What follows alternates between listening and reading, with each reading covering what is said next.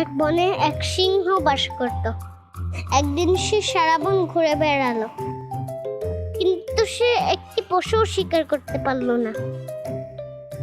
সারা জঙ্গলে কি একটি পশুও নেই?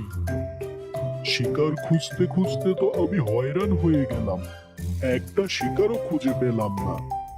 আজ কি তাহলে আমি না খেয়েই থাকবো? আজ আমার ভাগ্যই খারাপ মনে হচ্ছে। শিকার খুঁজতে খুঁজতে সিংহটি খুব ক্লান্ত হয়ে গেল। এদিকে প্রায় সন্ধ্যা হয়ে আসছে, সূর্য ডুবতে চলেছে। যাই, নিজের গুহায় ফিরে যাই। আজকে আর আবার শিকার করে খেতে হবে না।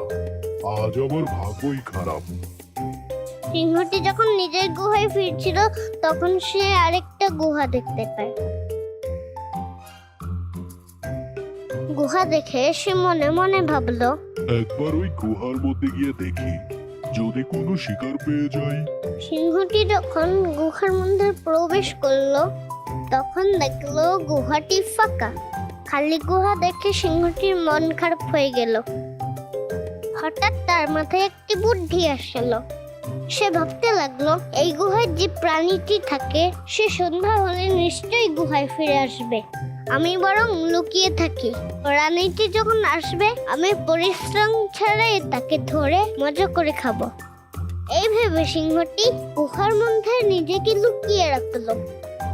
গুহাটি ছিল একটি শিয়ালের। কিছুক্ষণ পরে শিয়ালটি তার গুহার সামনে এলো। শিয়াল খুব চালাক এবং বুদ্ধিমান প্রাণী। হাঁটতে হাঁটতে সে গুহার দিকে তাকালো। চারপাশে সে লক্ষ্য করলো কিছু একটা হয়েছে। সে গন্ধ পেল কোনো একটা প্রাণীর। সে বুঝতে পারলো গুহার মধ্যে কেউ রয়েছে।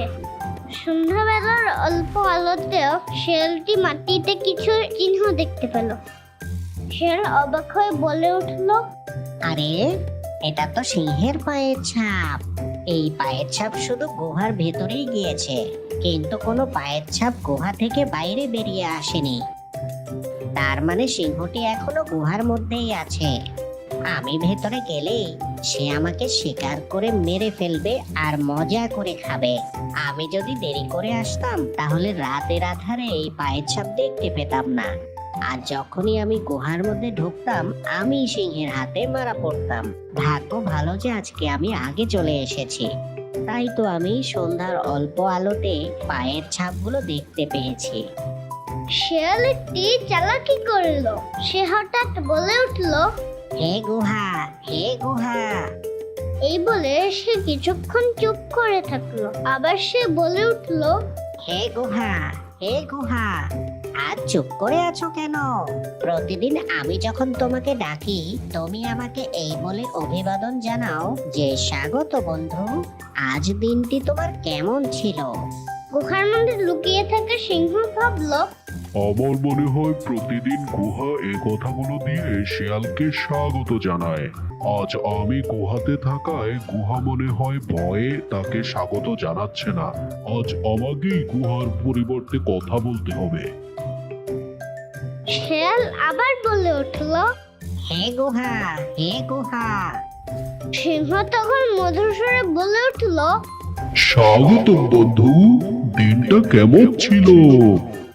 সিংহ ভেবেছিল শিয়াল তার কথা শুনে গুহায় ঢুকবে আর তখনই সিংহ শিয়ালকে শিকার করে খাবে। কিন্তু চালাক শিয়াল গুহায় ঢুকে নেই। তখনই শিয়াল বলে উঠলো, হে সিংহ, তুমি কত বোকা। আমি তো এমনি এমনি গুহার সাথে কথা বলছিলাম, যেন বুঝতে পারি তুমি ভেতরে আছো কিনা। তুমি নিজে কথা বলে প্রমাণ করেছো তুমি কত বোকা। গুহা কি কখনো কথা বলতে পারে? এই বলে শিয়াল এক দৌড়ে জঙ্গলের মধ্যে হারিয়ে গেল। আর সিংহ উকি দিয়ে দেখলো শিয়াল পালিয়ে গেল। বোকা সিংহের আর শিকার করা হলো না।